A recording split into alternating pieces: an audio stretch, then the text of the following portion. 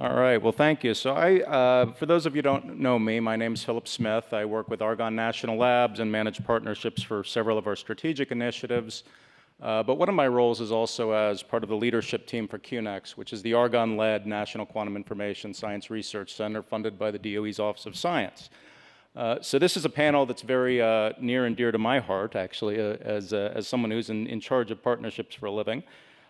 Today, we're talking about growing quantum startups, and we have a diverse group of leaders and founders on our panel today, including Mandy Birch, who's the Chief Executive Officer and founder of TreQ, Berk Kovos, the CEO and founder of SynthBits, Alan Ho, the CEO and founder of Qolab, and the panel is going to be moderated by Kerr, who is a managing director from Exposition Ventures. So please join me in welcoming our panel.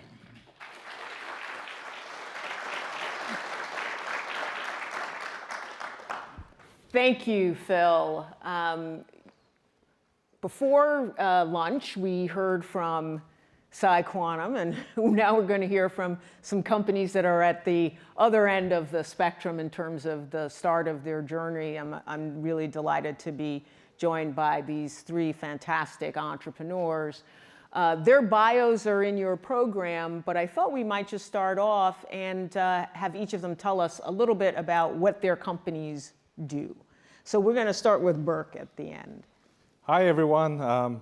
I'm extremely lucky to be here. Thank you for having me. This is very special to me because this is the 7th summit, and I was sitting at those chairs because I got my PhD from the University of Chicago, and I attended many of these summits.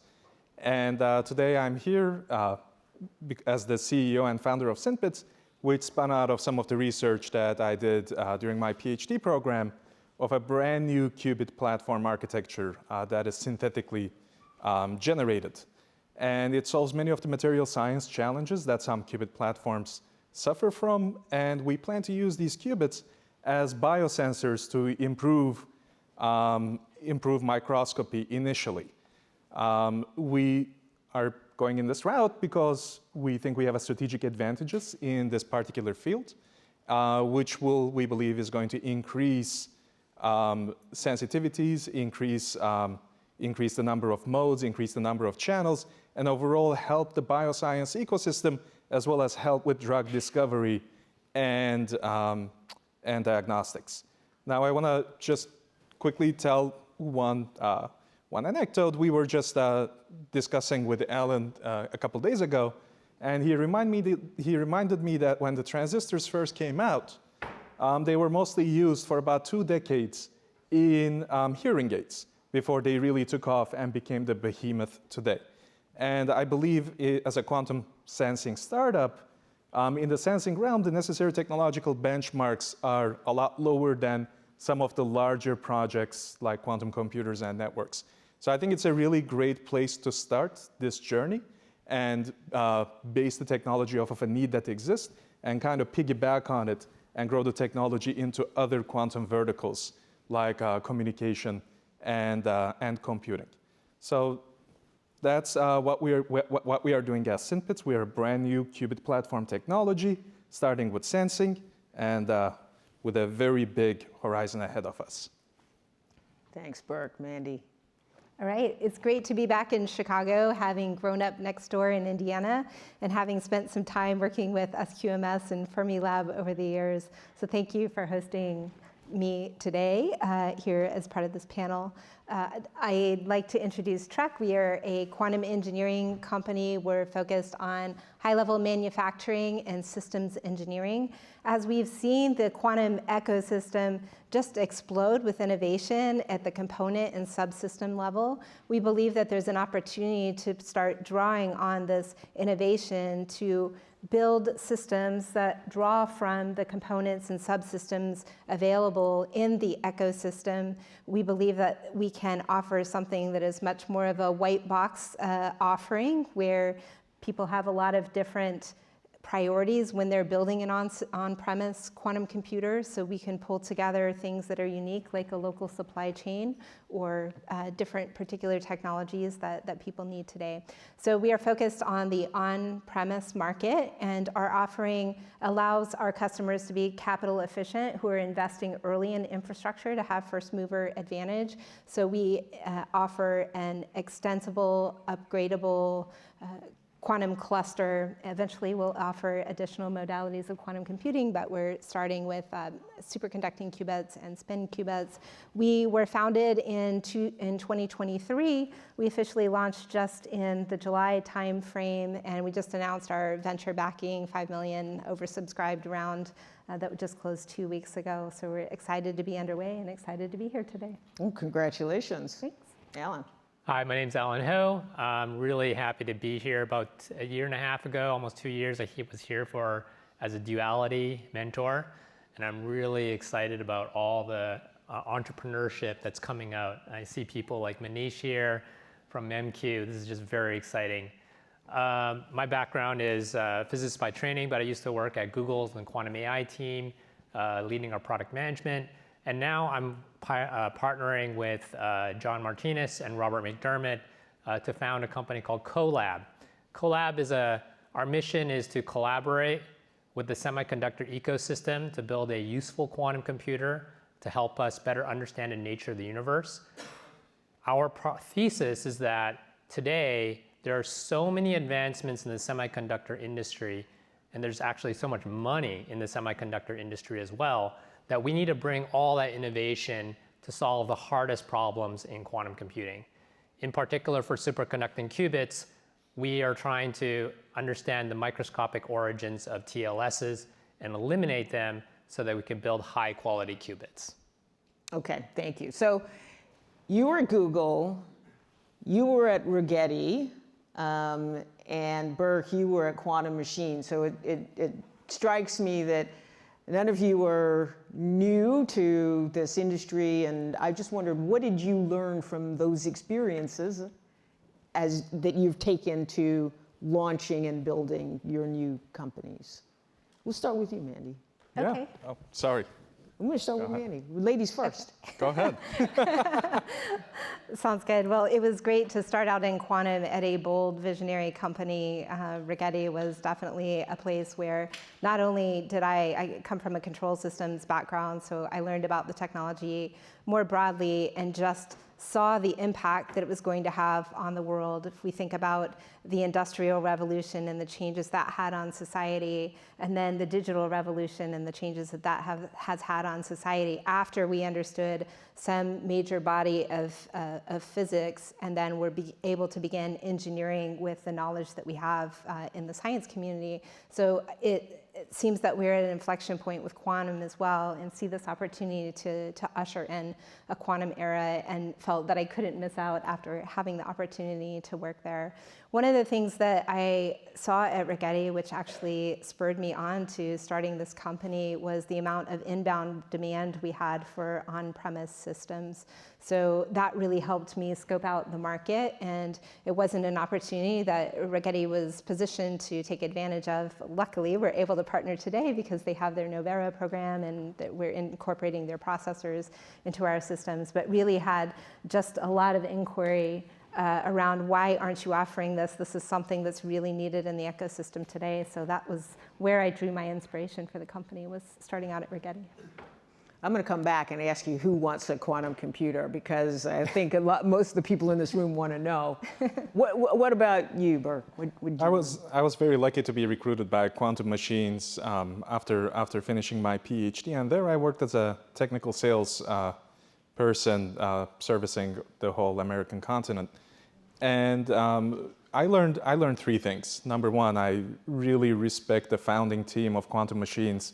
They have been a great inspiration to me. They managed to grow a company from founding in 2018 to when I was recruited and beyond, to over 150 people, global team, already acquired another startup, really hardworking people, and they've been a huge inspiration. Number two, in the technical sales role, I got to visit a lot of the different quantum labs and got to meet amazing researchers, see what they're doing, their problems, and learn a lot about the ecosystem and get that 50,000 feet overview of what's happening. That's been incredibly informative. And number three, as a salesperson, my job was, of course, to sell the products, which I would argue is probably one of the most important skills that an entrepreneur needs to have.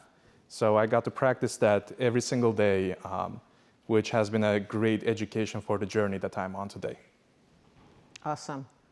So what's wrong at Google? What did you tell us? To give a little context here, we had the opportunity to do the quantum supremacy at Google, and I think that's actually kicked off a lot of the investment in quantum computing. But the one thing I did learn at Google was that quantum computing is really damn hard. And it's not just about the money. I think this is an industry, in order to build a quantum computer, we got to take inspiration and collaborate, especially with the semiconductor industry. So for example, what PsiQuantum is doing with global foundries, building new machines, things of that sort. And so one of the things I would just encourage everyone is that, yes, we're thinking about money, especially as entrepreneurs a lot of the time, but it does come down to people and different ideas, because if we're going to build a quantum computer, we need new ideas and we need new ways to build the kind of quality level necessary for building a quantum computer. So that's fair, and you really talk about ecosystem and partnerships, and I want to just explore a little bit with each of you how you're going about building your businesses, both in terms of talent. Are you just hiring quantum physicists? Because we got a bunch over at the Quantum Information Sciences segment here at Chicago and at UIC. Or what other types of talent are you bringing in? So I'll start first. So what we're trying to do is we're trying to bring the semiconductor ecosystem talent into quantum computing. And we're very, very lucky to collaborate with Applied Materials to build brand new processes and leverage all that experience on building semiconductors towards quantum. And so the hardest part for one of the things that we're doing that's a little different is that we've purposely stacked our team with 3 professors, John Martinez, Robert McDermott, Britton Plurid. These are tenured professors who know how to teach. And our goal is to upskill semiconductor partners with enough information they need to help contribute back to the quantum ecosystem, which is fairly hard because, in the scenario of when you're talking with quantum physicists, when you're talking with semiconductor engineers, they don't want to hear Hamiltonians. They want to hear LRC circuits. So translating that information from a very, very deep quantum physics background into something that's relatable by the semiconductor industry is one of the areas that we've been trying to get better at, and we think that we're doing well right now. So your co-founders, they still have their academic jobs and they're doing teaching? So a few of them are full-time, like John Martinez. Okay. A few of them have joint positions at, for example, University of Wisconsin, because we do need to have a constant new set of talent that come in. And I think especially training new talent that think like a systems engineer is very, very important. And I think that's one of the other areas that's lacking right now, is that in quantum computing, we have a lot of physicists, but we don't have a lot of systems engineers. And I think that's the area that we need to continue training up on. It's a good point. I can pick up on that. Yeah, why don't you pick up on that? Oh, Mandy? I see it very similarly. As we build our business plan, the number one thing we have to give attention to is our team and our talent, and not only about attracting the right talent, but creating the culture where people want to stay and are really gratified in the work that they can contribute to this really important field. And we see it differently as well. We have a couple of folks with a PhD on our team. It's really important that we have those to help guide some of our long-term roadmaps and plans, particularly, and they're functioning as quantum engineers, more so than they are functioning as physicists.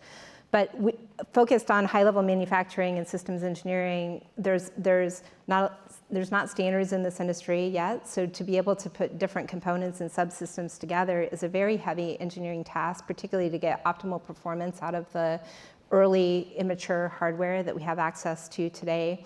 And as we focus on manufacturability and repeatability and being able to consistently provide results for our customers, one of the things that we've learned is that within the quantum industry, because in the early days we had to do everything in-house because there was no supply chain, there weren't partners that you could count on outside of universities, which actually are very important in this ecosystem still.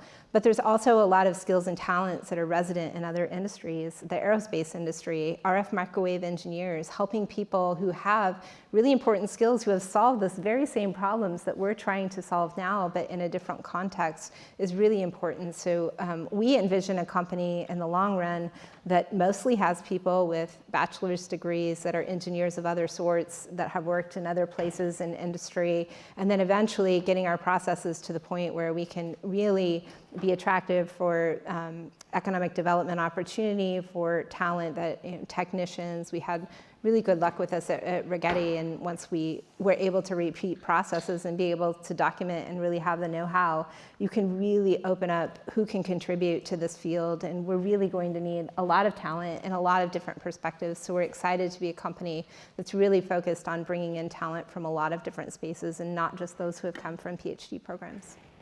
Berk, you're much earlier in building your company, so what are you adding? Exactly, spot on. So because of our earlier stage and we have a bit of development to do up ahead of us, I think a PhD level is really well suited for that, because as a PhD in my 7 years at the University of Chicago, one thing I learned is to be able to throw in a problem at and be able to solve it. So in an early stage startup where you have still some development to do and you're still on that journey, I think a PhD level is very important.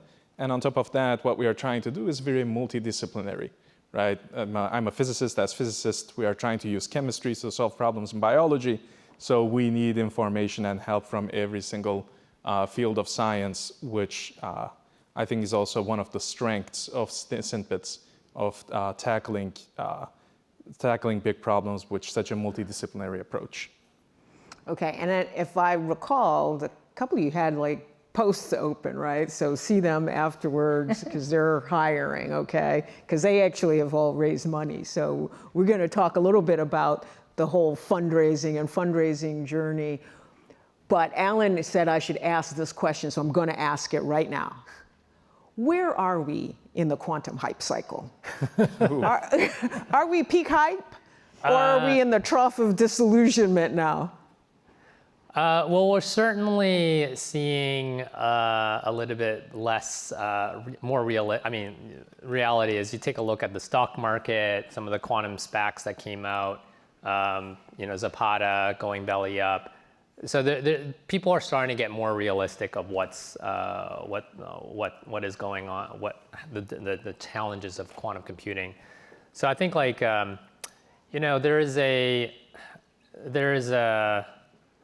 the hardest thing to do, in my opinion, is being what they call a definite optimist.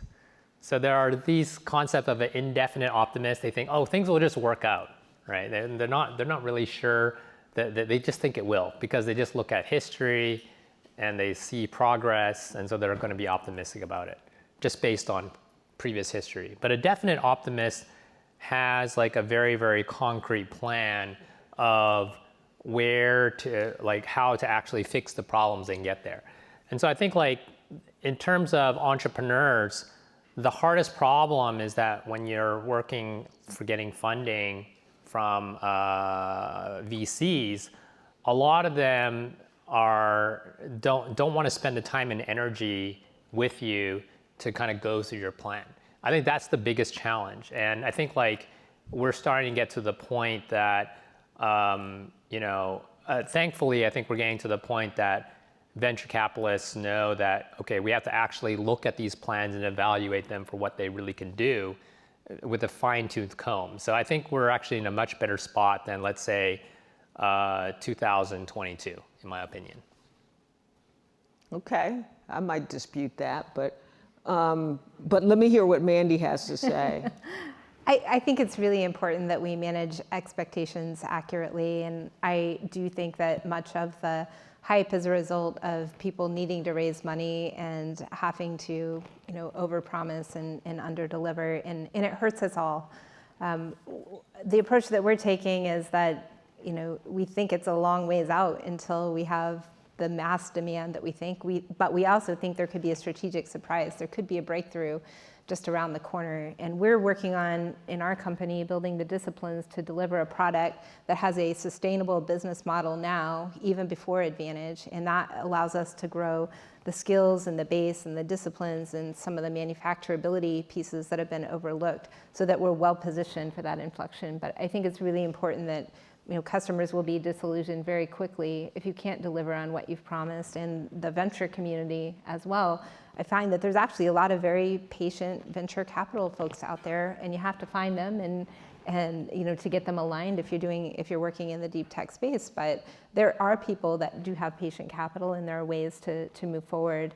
I think what's more important is that we have realistic business models in this near term, that there is demand for immature products. We've seen this in other markets as well. So that's where we're focused, is trying to deliver something that the market needs today that will serve us well in the long term. So you're selling picks and shovels, although you're actually really building computers on behalf of folks. Because and part of the reason I said I would dispute it, Alan, is because, hey, VCs have to raise money too. We have limited partners.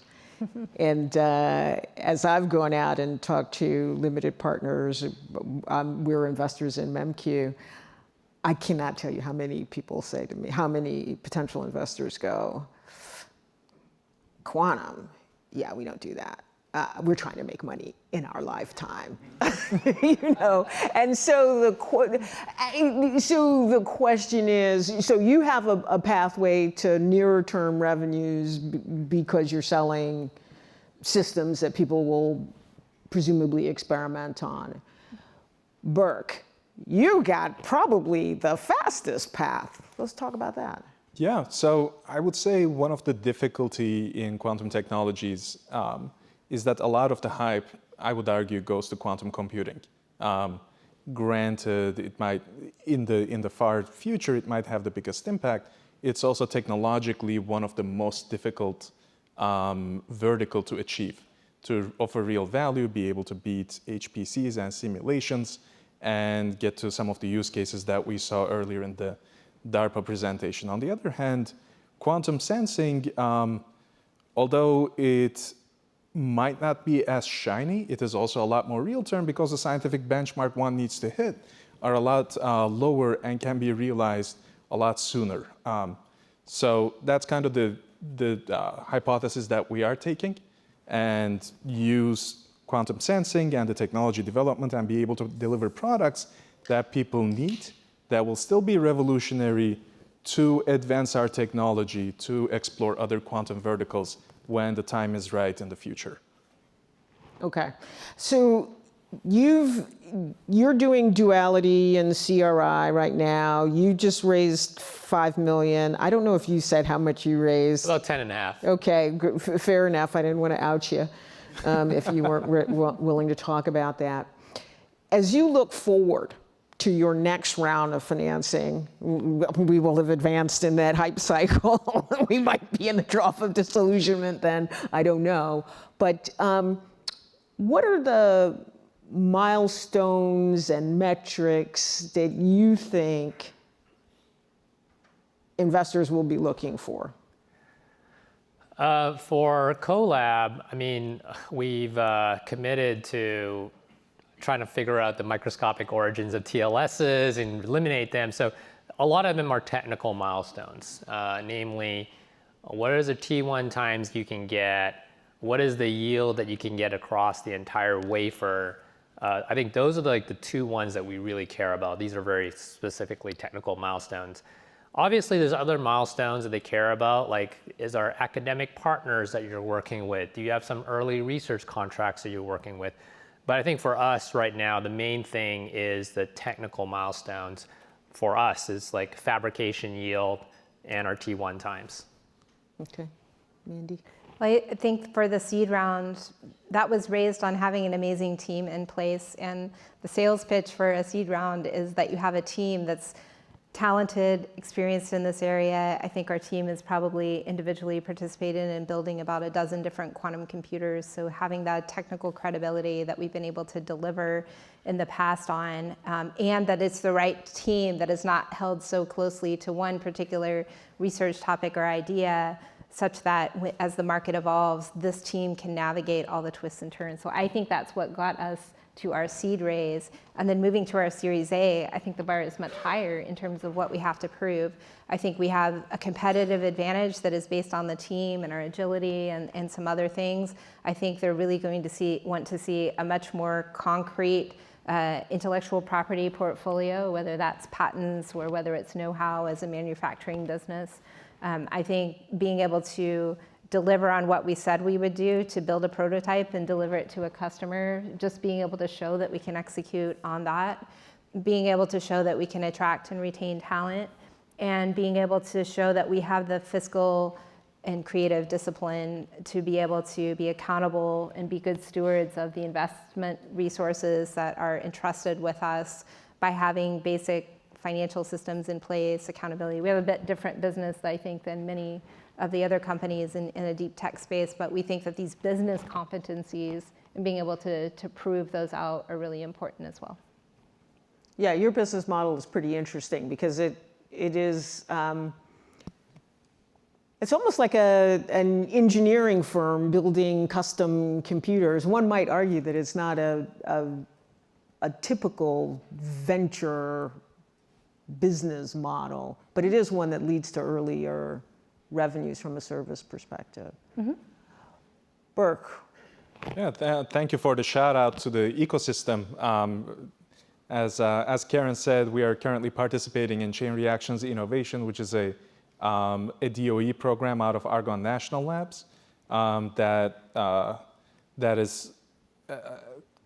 is giving me salary support as well as some lab space and some early funding to be spent internally in Argonne, as well as Duality, which is part of the quantum accelerator from the University of Chicago. And in these ecosystems, we are both developing the business and the technology. And from the technology side, we have a pretty unique offering in the sense that our qubits are chemically synthesized.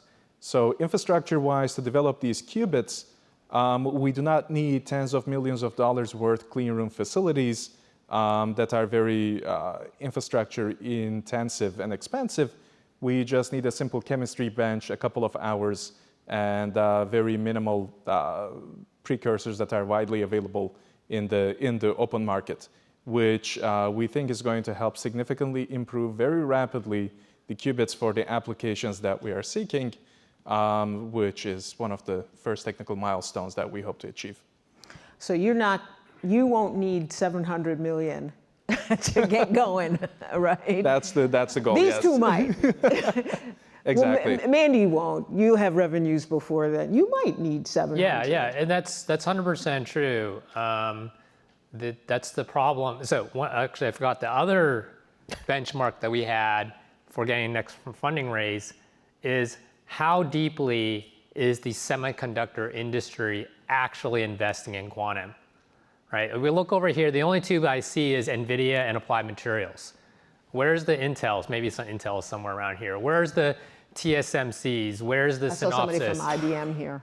Oh, on IBM, okay, yes. They have a quantum program already. But there's a lot of, so the reason why this is so important is because, in my personal opinion, to build a utility scale quantum computer, and Joe said it right, we could spend that development money doing a lot of other things, like curing cancer, et cetera.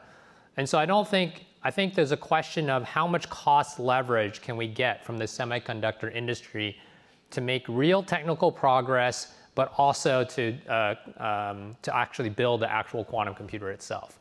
So that's another area that we need to be looking at in order to defray a lot of the cost for a quantum ecosystem. Is there anything missing in the ecosystem? So you talked about the semiconductor players, but I'm going to look at Mandy and Berk for their thoughts on what might be missing in the ecosystem that might help us bend that cost curve. you want to go first? Sure. I think the obvious thing from our perspective is we're missing a functioning supply chain. So when we go into business development meetings, it's really unclear, is this going to be a partnership? Both parties hope one party is paying the other and then want to put you in the pitch deck as their customer, right? Like there's a lot of confusion right now. It's not actually operating. We don't even, it's even difficult. You'll see lots of different diagrams and ways of thinking about what are the layers of the stack. How do you think about a component-based approach to quantum computing? But this is what we've seen in the classical computing and high-performance computing. In the early days, Cray had to build the entire system in-house, and because they had to. I mean, it was the same when I started at Rigetti. There was no supply chain to draw from. But now, as we see lots of innovation happening, where is it all coming together? So that's something that we hope to contribute to the ecosystem, is to have a supply chain-based approach where we find people that want to be partners, and then they graduate to a vendor in many cases, where we have a robust vendor qualification and can actually describe what's available for our customers on the market. But that's the big missing component and the opportunity from my perspective. Do you want to say something, or should I pivot? Because I can go to another question. I'll just quickly add that hardware is difficult, and we are incredibly lucky to have state-of-the-art facilities here in Chicago area, but always more is better. Fair enough. So we're talking about fundraising. Let's talk about exits and how you think about exits and the time frame for exits, hopefully in my lifetime.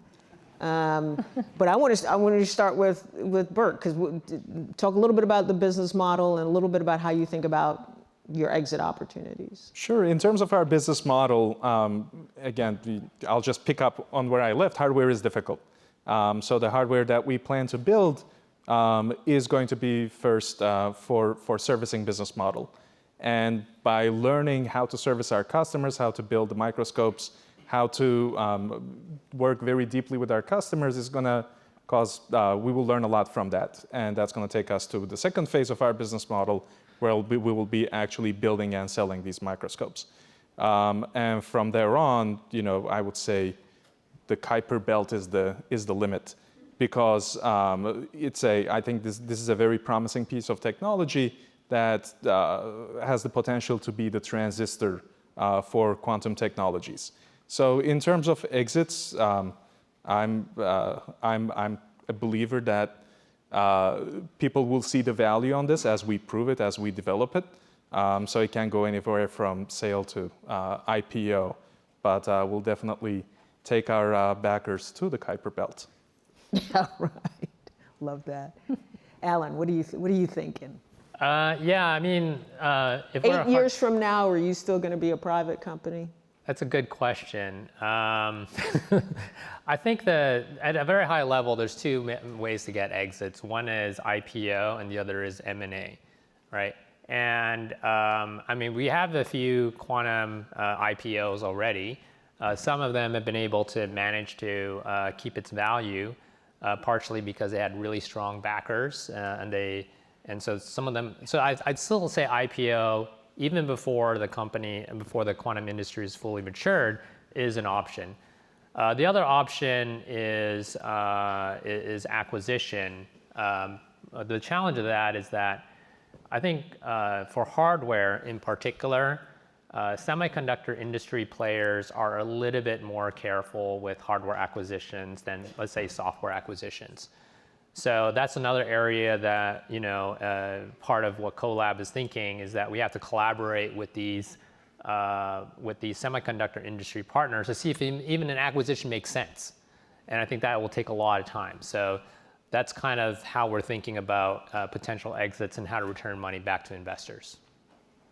Okay, Mandy, and on this exit, we can talk about how TreQ exits. But you were part of an exit at Rigetti in a SPAC, and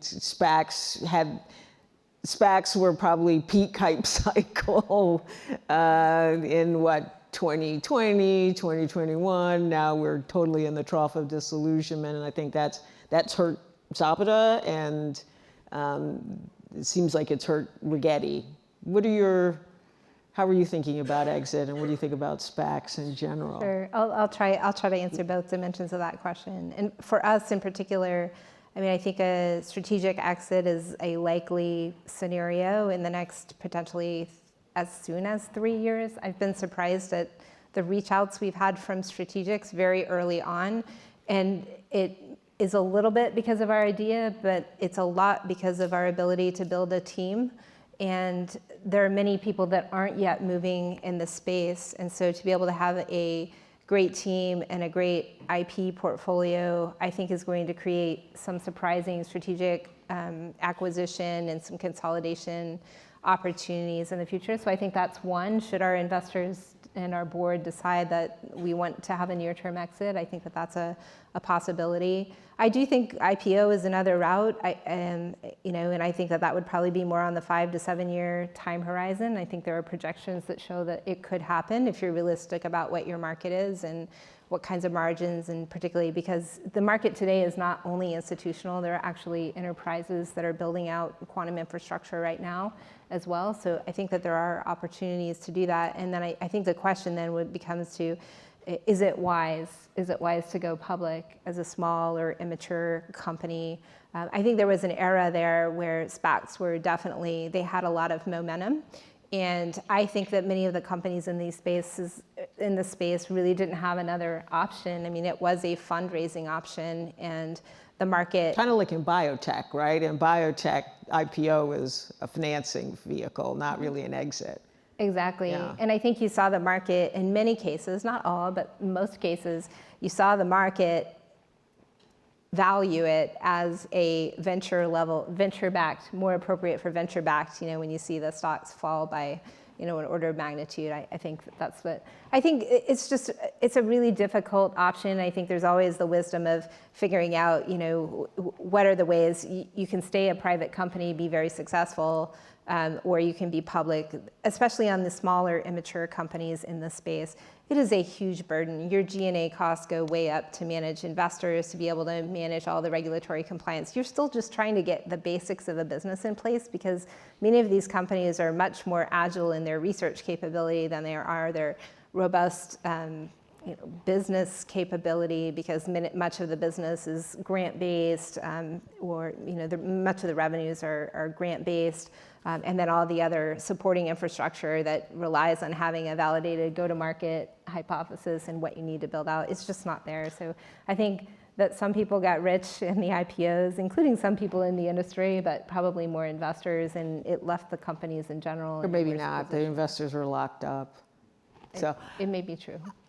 I think we have an opportunity to take questions from the audience, and while you guys are maybe thinking of a question or two, maybe I'll ask you guys,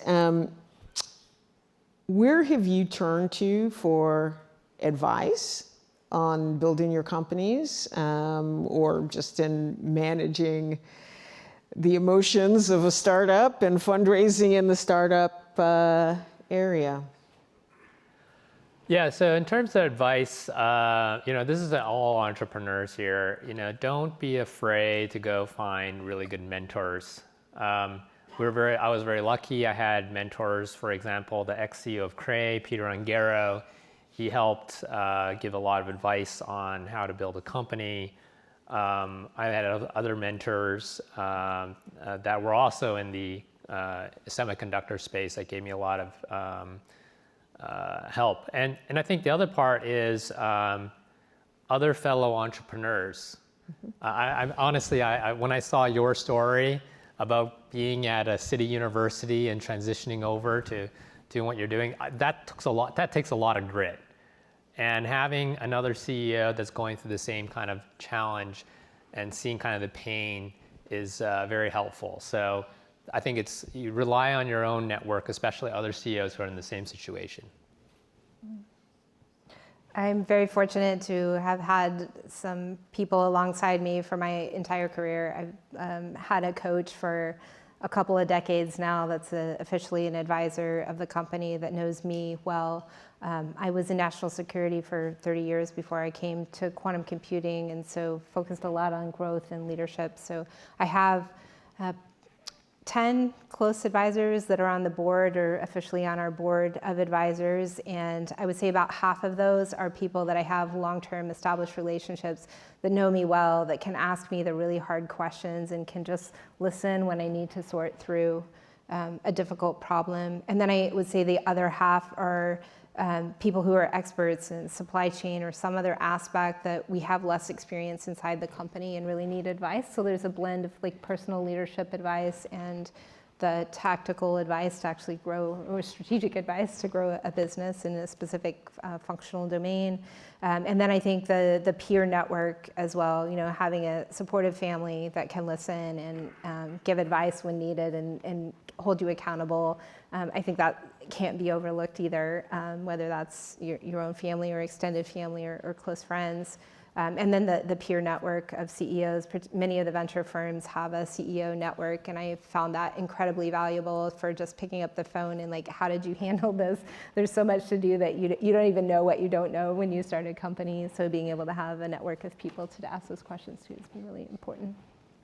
And I'll add to that. I've been also incredibly lucky to be part of the University of Chicago ecosystem. We started a lot of our early work in the Polsky Center, where there are many advisors in there, which you can book office hours with. You can go on the website and say, hey, can I talk to you?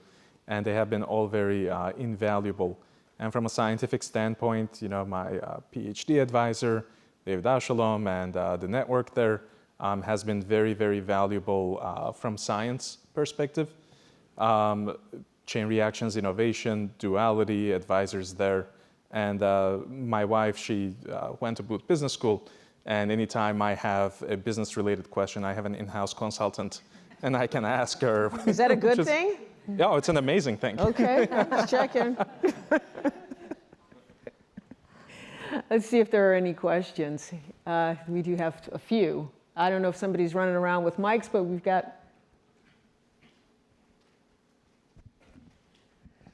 Hi, thank you very much for the fantastic panel. I'm a co-founder of a UK-based company that spun out of a university.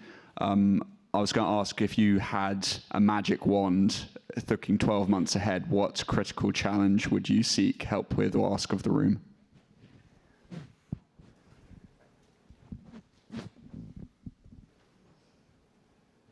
Okay. Yeah, I mean, if I had a technical wand, if somebody could tell me the microscopic origins of TLSs and a path to get rid of them, that would be awesome. But you know, I would say more realistically, and this is where I want to give a shout out to University of Wisconsin. University of Wisconsin has been very, very supportive. I think we need more universities like Chicago, like Wisconsin, that provide kind of the encouragement for faculty to be able to bring new ideas to companies. And a lot of it is around IP, all right? So because I think fundamentally we do need some new ideas in the quantum computing industry. And I think kind of the regulations around IP, how you get IP out of universities, et cetera, is probably one of the things I would love if there's a magic wand. And it doesn't have to be totally magic. This is a human problem. It's not a technical problem to solve. And the same goes for actually the other magic wand I wish is the export control, U.S. export control, because I think like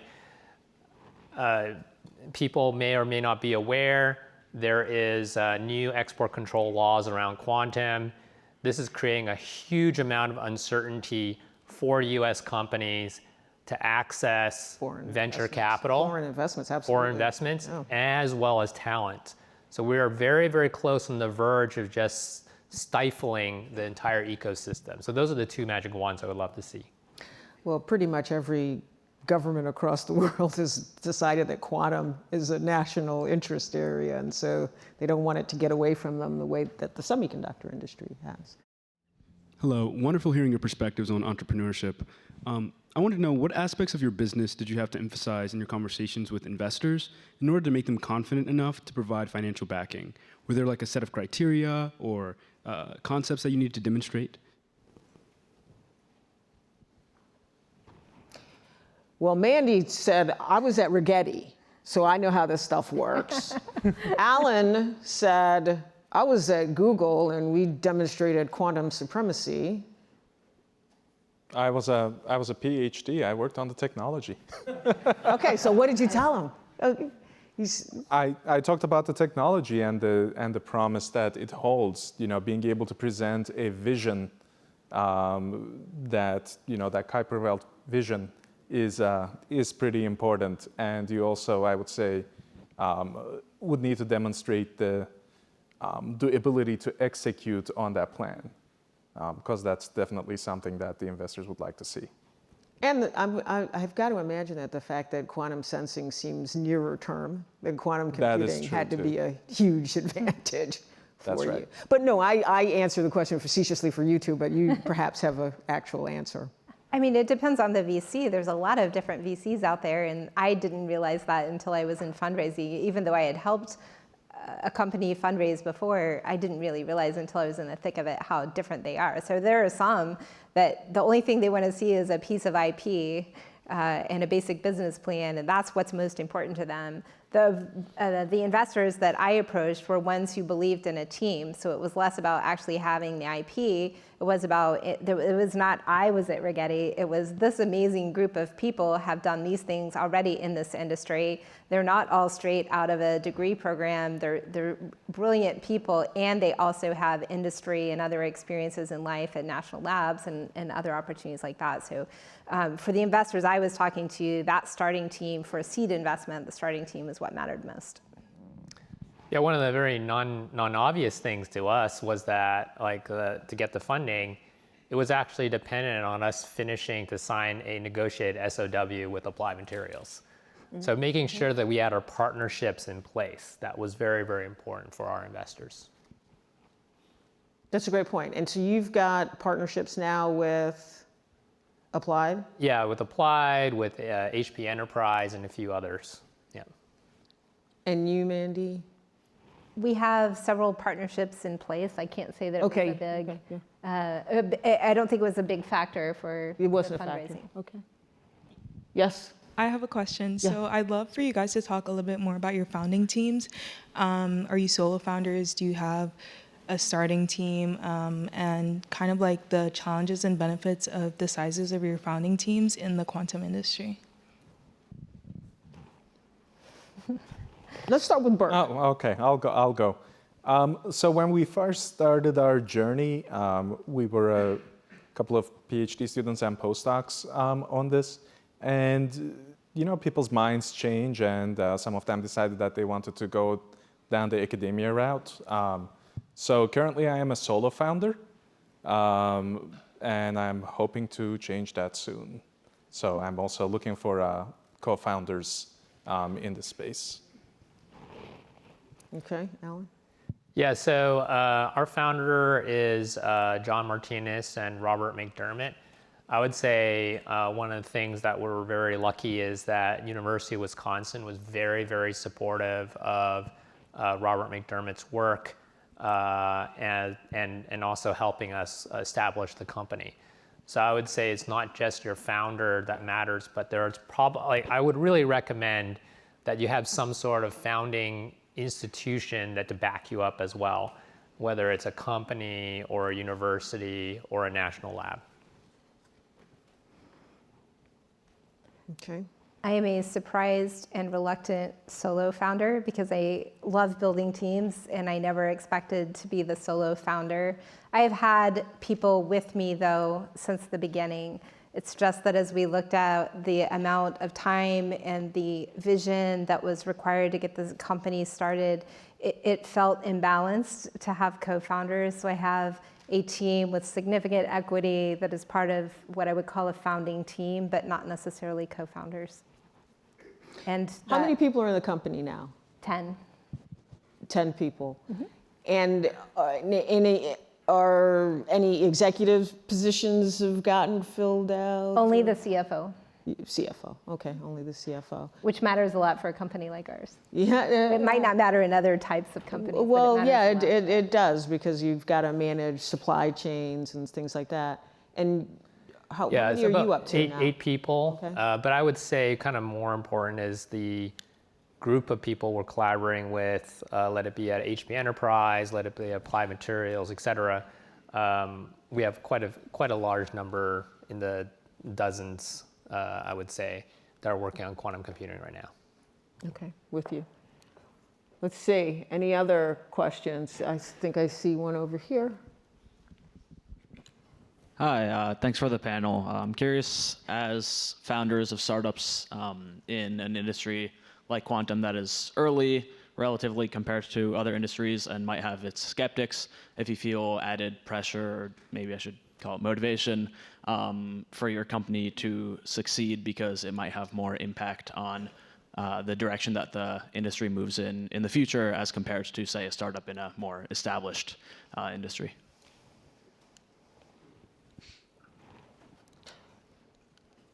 I'll let you guys take that. I mean, there's some benefits, right? Because you're in a blue ocean instead of a red ocean, or. Yeah, I would say so my first startup was on mobile application performance monitoring. So this is like your app crashes, letting the developer know what that problem is. And you know, I was lucky through a series of events that my company got acquired by a bigger company that went IPO, that eventually got acquired by Google. And I saw kind of one thing that I learned at the end of that entire trip was, unless you're building a company that's going to be worth tens, hundreds, $1 trillion, you're probably going to just end up working at a big tech company eventually. So at the end of the day, the question is why work on quantum computing?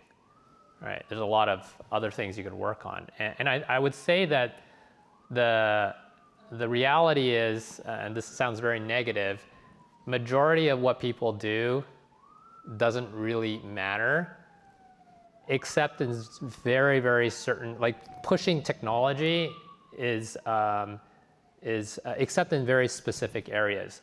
So even though the probability of quantum computing is very low, and there's a lot of challenges, the expectation value is worth it. And if you are privileged to be in a position to really push the frontiers of science and engineering, I think that's worth your time. You're thinking in bets. You're talking about expectation values. That's great. I love it. I'll give a very philosophical answer to it. You know, I kind of look at the human history. We define ages by the materials that we can control, right? We have the Stone Age, people using stone tools to do useful things. You have the Metal Ages and, shaping metals. We have the Steam Age and the Silicon Age. And here now today we are at the Quantum Age. And as far as we know, quantum physics is fundamentally how the universe runs. And since its discovery almost 100 years ago, next year it will be 100 years, we now have the ability to actually engineer these effects and build useful devices. So I am very hopeful that, I'm very hopeful that this technology is going to be incredibly impactful. And looking back at the history, people will be naming this era the Quantum Age.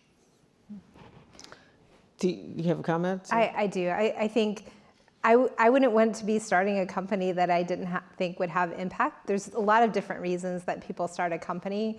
But for me, after spending 30 years in national security, I'm all about impact.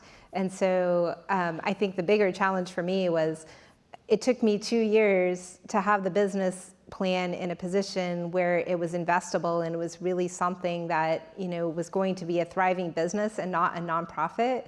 And that was really important to me. And I do feel like there is a lot of pressure in this industry right now, not only because of the impact that it's going to have, but actually to show that there are business models that can work even when this technology is not particularly mature, which is I think the goal for you and for many quantum technologies, computing is a little bit further behind on that, but I do feel pressure to show that this can work as a business and there are things that are appropriate for business to be doing now. Okay. Okay, well, I learned a lot from that panel. Thank you. Thank you all very much. And please join me in